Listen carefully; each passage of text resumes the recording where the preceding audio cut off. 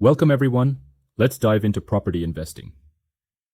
You know how some investors actually buy properties that lose money on purpose? It sounds completely counterintuitive at first, but there's a lot behind it.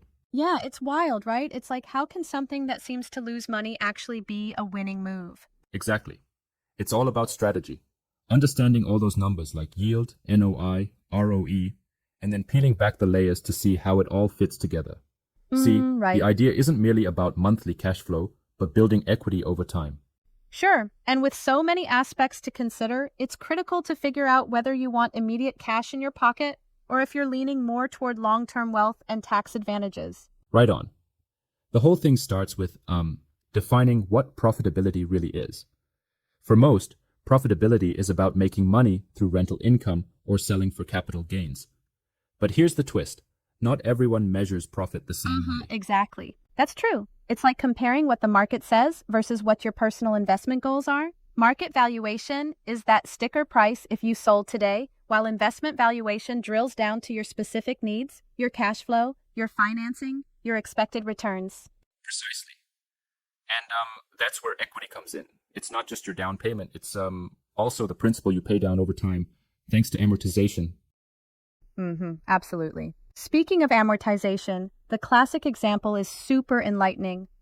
Imagine you borrow $100 and you pay back $11 every month. Out of that, $1 goes to interest, and the remaining $10 reduces the principal. So essentially, you're increasing your equity by $10 each month. Exactly. And it's like, that extra $10 isn't an expense. It's actually part of what you truly own. And when you're a landlord, having your tenants' rent effectively cover most, if not all, of your mortgage payments means that regardless of market ups and downs, you're building up Yep, ownership that's the steadily. genius behind it. Right. So while many investors focus purely on the cash flow metric, there's so much more in play, like how operating expenses, vacancy allowances, and those scheduled incomes really feed into calculating the net operating income. Yes, let's break that down further. First, you have gross scheduled income, which is that maximum rent you could collect if every unit was filled. Then you subtract a vacancy allowance, typically around 3 to 5% to get a more realistic figure. Exactly, yeah. And after that, you subtract things like property taxes, maintenance, condo fees, agent commissions. These are your standard operating expenses. But remember, mortgage payments and personal taxes fall outside that calculation. Absolutely right. So once you subtract those expenses from your gross operating income, you end up with the net operating income, or NOI.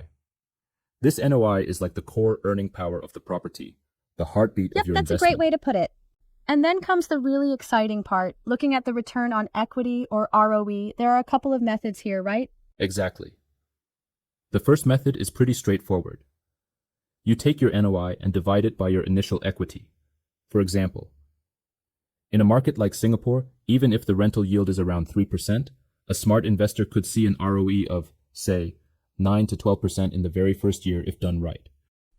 Yeah. But here's the kicker. Over time, as you build equity, that same percentage tends to drop, even if the actual income remains steady. It's like you're richer, but the return rate percentage declines. Right. It's a great measure for initial property selection, but it's not the full story. You have to think beyond that, considering cash flow and even your tax strategy. Exactly. Speaking of cash flow, that's the money hitting your bank account each month after you subtract the mortgage from your NOI. For the vast majority, like about 95% of investors, positive cash flow is a must. It helps cover the bills and fuels further investment. Yep. But then there's the intriguing 5% of investors who are actually okay with negative cash flow temporarily.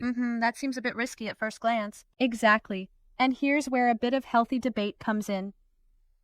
Piling on extra payments to deliberately have negative cash flow might sound counterproductive, but these savvy investors do it to lower their taxable income while building untaxed wealth through steady amortization and capital appreciation. Right. In markets like Singapore, rental income is taxed while capital gains aren't.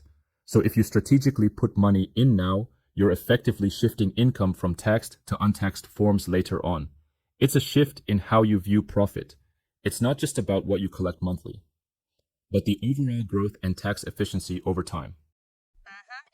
perspective. And that leads us on to the concept of leverage. More leverage means a higher ROE initially because you're using a smaller portion of your own money relative to the property's total value. But, as you hinted, there's a balance to be struck. Exactly. More leverage can boost your returns, but if you overborrow or pay too aggressively, you risk what they call a double hemorrhage. Basically, bleeding cash out of your pockets. It's a fine line between using leverage as a powerful tool and letting it become a dangerous liability. I totally agree. I do have a small critique here, though. Sometimes the narrative that more leverage is purely beneficial might gloss over the risks. It's important for investors to really do their homework and ensure the fundamentals are sound before diving in. That's a fair point. Leverage really only works if the underlying fundamentals, like location, tenant quality, and market trends, are robust. So how does the second method for ROE come into play then? The second method takes a total return approach. Instead of just focusing on the immediate cash flow relative to equity, you look at everything. Cash flow over a projected period, say 5 years, plus capital appreciation, and you divide that by your projected gross sale proceeds. That gives a more comprehensive picture. The source even suggests using about a 2% annual capital appreciation rate based on long-term averages, though it wisely reminds us not to assume rents and prices always move in lockstep. Exactly. In real terms, true profit becomes a function of how much your equity grows plus the appreciation, minus any cash you've had to inject over time. It's a layered cake of income stream, tax strategy, and long-term growth. Right on, I like that analogy. And what's particularly cool is that even during market downturns, amortization still acts like a silent builder, continuously increasing your equity regardless of price movements. Absolutely. That's why so many investors, even when cash flow dips or remains temporarily negative, still see the long-term strategy as profitable. They're not just chasing immediate cash, they're building lasting untaxed wealth. Exactly. So, to sum it up, whether profit means monthly cash flow or it's all about that long-term equity and tax efficiency, every part of these metrics, NOI, ROE, and positive or negative cash flow, plays a vital role in crafting a winning property strategy. Yes, it's about aligning the strategy with your personal financial goals. Is your aim to have cash in hand month to month, or would you rather see your property act as a long-term vehicle for untaxed wealth creation? That's the million-dollar question, literally. And for anyone out there, whether you're just starting or a seasoned investor, it's crucial to understand these nuances.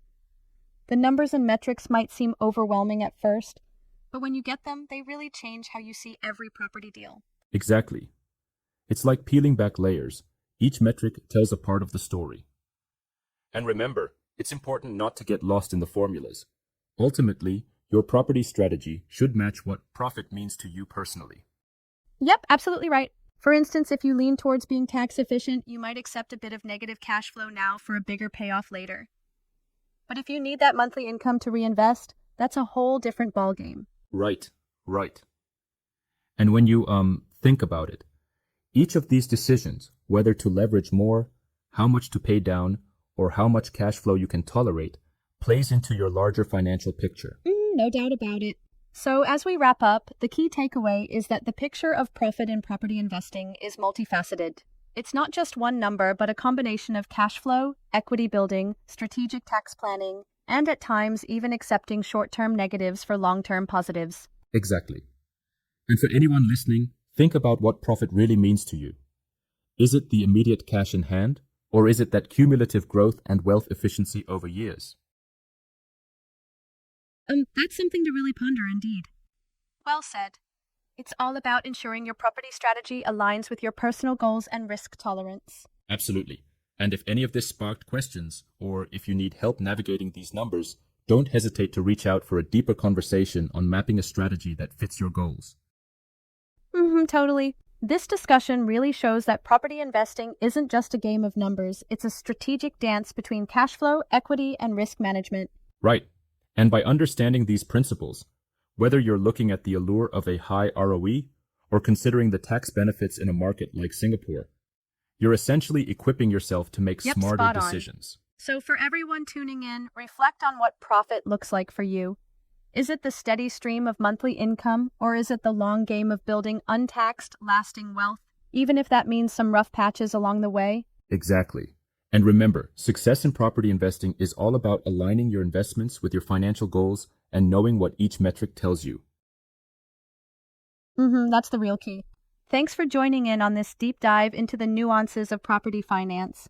From understanding NOI, equity building through amortization, to leveraging cash flow for tax strategy. Yep. Thanks, everyone. Keep questioning those numbers. Stay curious about your investments and tailor your strategy to what Absolutely. truly matters to you. Until next time, stay smart, keep strategizing, and happy investing.